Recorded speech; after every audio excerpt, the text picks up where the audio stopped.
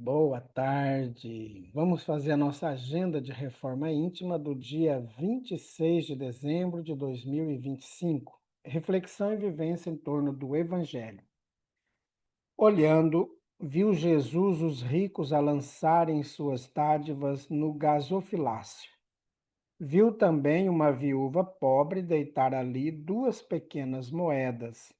Disse então: Em verdade vos digo que esta pobre viúva deu mais do que todos os outros.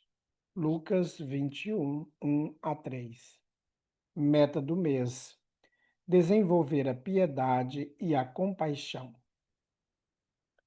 Pode-se ser caridoso mesmo com os parentes, com os amigos, sendo indulgentes uns para com os outros, em se perdoando as fraquezas, em tendo cuidado para não ferir o amor próprio de ninguém. Allan Kardec, em O Evangelho segundo o Espiritismo. Meta do dia: ouves a palavra dos que te ironizam? Compaixão para eles. Emmanuel, no livro Palavras de Vida Eterna.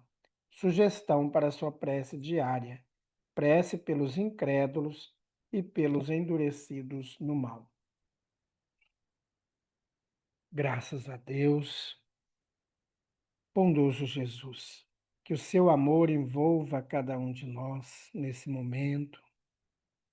Colocamos em tuas mãos todos aqueles irmãos que perderam a fé, aqueles irmãos que perderam a esperança, aqueles que se endureceram com a prática do mal. Que consigamos todos nós, Jesus, trabalharmos em nosso íntimo o melhoramento, a bondade, a fraternidade, a alegria, o perdão. Graças a Deus, que Deus seja louvado.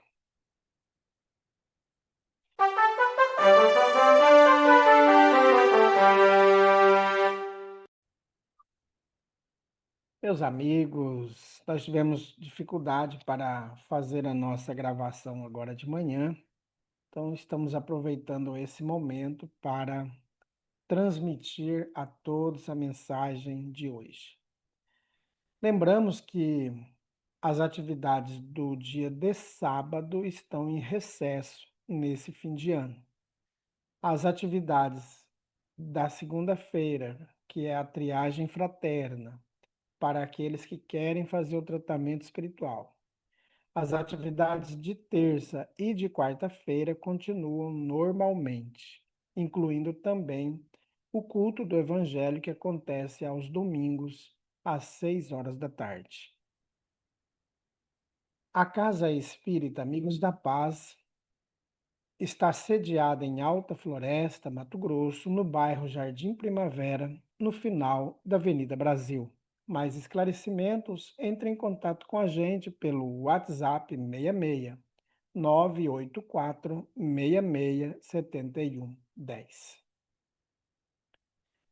Meus amigos, nós estamos estudando o livro Luz Acima. Essa obra foi psicografada no ano de 1947 pelo médium Chico Xavier, ditado pelo espírito Humberto de Campos, que aqui traz o codinome de Irmão X. Capítulo 13. Como tratar médiuns?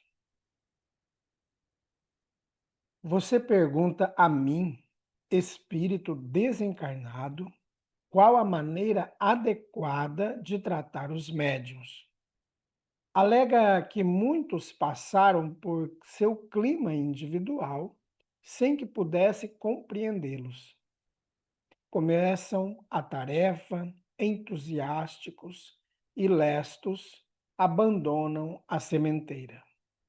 Alguns sustentam o serviço por algum tempo, outros, contudo, não vão além de alguns meses. Muitos se afastam, discretos, recuando deliberadamente, ao passo que outros tantos resvalam monte abaixo, atraídos por fantasias tentadoras. Afirmando seu amor à doutrina que nos irmana agora, você indaga com franqueza como tratar essa gente para que o Espiritismo não sofra hiatos nas demonstrações da sobrevivência. Não tenho pretensões e ensaísta de boas maneiras. Malcriado quanto tenho sido, falece-me recurso para escrever códigos de civilidade mesmo no outro mundo. Creio, todavia, que o médium deve receber tratamento análogo ao que proporcionamos a qualquer ser humano normal. Trata-se de personalidade encarnada, com obrigações de render culto diário à refeição, ao banho e ao sono comum. Deve atender à vida em família, trabalhar e repousar, respeitar e ser respeitado. Não guardará o talento mediúnico à maneira de enxada de luxo que a ferrugem carcome sempre, mas evitará a movimentação intempestiva de suas faculdades, tanto quanto o ferreiro preserva a bigorna. Cooperará com satisfação no esclarecimento dos problemas da vida, junto aos estudiosos sinceros. Todavia, não entregará seus recursos psíquicos à curiosidade malsã dos investigadores sem consciência, detentores de leviandade incurável, a pretexto de colaborar com os cientistas do clube dançante que vazam comentários acadêmicos entre um sorriso de mulher bela e uma dose de aguardente rotulada de uísque. Esta é uma definição sintética que me cumpre fornecer de passagem. Entretanto, já que você se refere ao amor que assegura consagrar ao espiritismo edificante, conviria sondar a própria consciência. Realmente, são inúmeros os companheiros que se precipitam da tarefa mediúnica ao resvaladouro do desencanto e do sofrimento, como andorinhas de voo alto, atiradas semi-mortas do firmamento ao bojo escuro do abismo.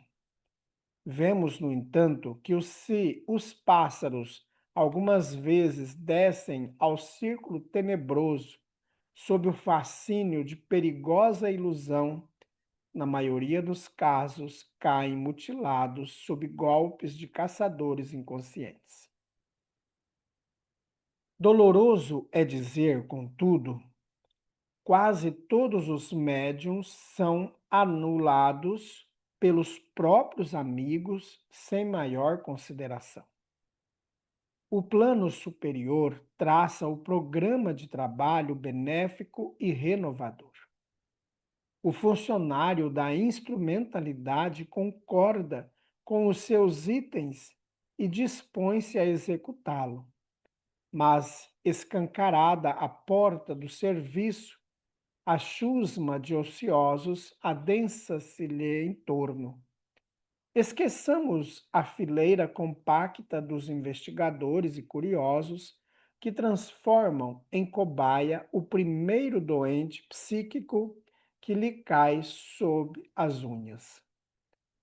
As reclamações insaciáveis dos próprios irmãos de ideal são mais venenosas. Identificando-as, somos forçados a reconhecer que os espiritistas modernos têm muito que aprender acerca do equilíbrio próprio, antes que o primeiro médium com tarefa definida possa cumprir integralmente sua missão. O intermediário entre os dois planos move-se com extrema dificuldade para entregar às criaturas terrestres a mensagem de que é portador. Se os adversários gratuitos recebem-no a pedradas de ironia, os afeiçoados principiam por erigir-lhe pedestal, envolto em grossas nuvens de incenso pernicioso. O servidor inicia o ministério quase sempre às tontas, embriagado pelo aroma ardiloso do elogio desregrado. Dentro em pouco tempo, não sabe como situar-se. Os adeptos e simpatizantes da causa se incumbem de convertê-lo em permanente motivo de espetáculo. Quando o exibicionismo não se prende à tentação de convencer os vizinhos, fundamenta-se em supostas razões de caridade. Intensifica-se a luta entre a esfera superior, que deseja beneficiar o caminho coletivo com a projeção de nova luz sobre a noite dos homens, e a arena terrestre, onde os homens cuidam de manter com desespero os seus interesses imediatos na carne. O responsável direto pela ação mediúnica raramente segue marcha regular. Se permanece no serviço do ganha-pão digno, os companheiros se encarregam de perturbá-lo, chamando-o insistentemente para fora do reduto respeitável em que procura ganhar a vida com nobreza e honestidade. Se mostra alguma instabilidade na realização, improvisam-se tribunais acusadores, ansiosos por derrubá-lo. Se permanece no posto, é obrigado a respirar solidão quase absoluta, de vez que as exigências do serviço se multiplicam por parte dos companheiros de fé, enquanto seus domésticos e afins, em regra geral, dele se afastam. Cautelosamente, por não haverem nascido com a vocação da renúncia. Passa a viver compulsoriamente as existências alheias, inibido de caminhar na própria rota. É compelido a ingerir com o almoço fluidos de desesperação e inquietude de pessoas revoltadas e intemperantes que o buscam, ostentando o título de sofredores. Debalde namora o banheiro com saudade de água salutar na pele suarenta, porque os legítimos e falsos necessitados da própria confraria lhe absorvem as horas, reclamando a atenção individual. Trabalha no setor cotidiano de ação sob preocupações e expectativas infindáveis da guerra nervosa. E quando consegue a estação de pouso noturno, alcança o leito de corpo estalfado, esfalfado e a resistência em frangalhos. Sem o vanguardeiro, não retrocede, fustigado pelos demônios da imprudência e da insensatez, e se não se faz presa de entidades maliciosas que o conduzem ao palco da triste figura, cabe-lhe o destino da válvula gasta prematuramente. Liga-se o aparelho radiofônico, entretanto, a mensagem chega rouquenha ou não pode enunciar-se. A máquina delicada estala e chia inutilmente. A eletricidade e a revelação sonora continuam existindo, mas o aparelho complicou-se, não pela lei do uso, e sim pelos golpes do abuso. Compreende acaso o que estou comentando? A força espiritual e a contribuição renovadora dos missionários da sabedoria vibrarão junto de vocês, todavia, como se exprimirem convenientemente se os interessados perseguem os aparelhos registradores e os inutilizam através da exaustão e do vampirismo, portadores da enfermidade e da morte. Como somos forçados a reconhecer, meu caro, é tão difícil encontrar médiuns aptos a lidarem com os espiritistas do primeiro século de codificação kardeciana, como é raro encontrar espiritistas que saibam lidar com eles. Espírito Irmão X. Meus amigos, o texto é bem longo, é mais uma reflexão para todos nós, né? Para que a gente não seja responsável pelo afastamento dos irmãos.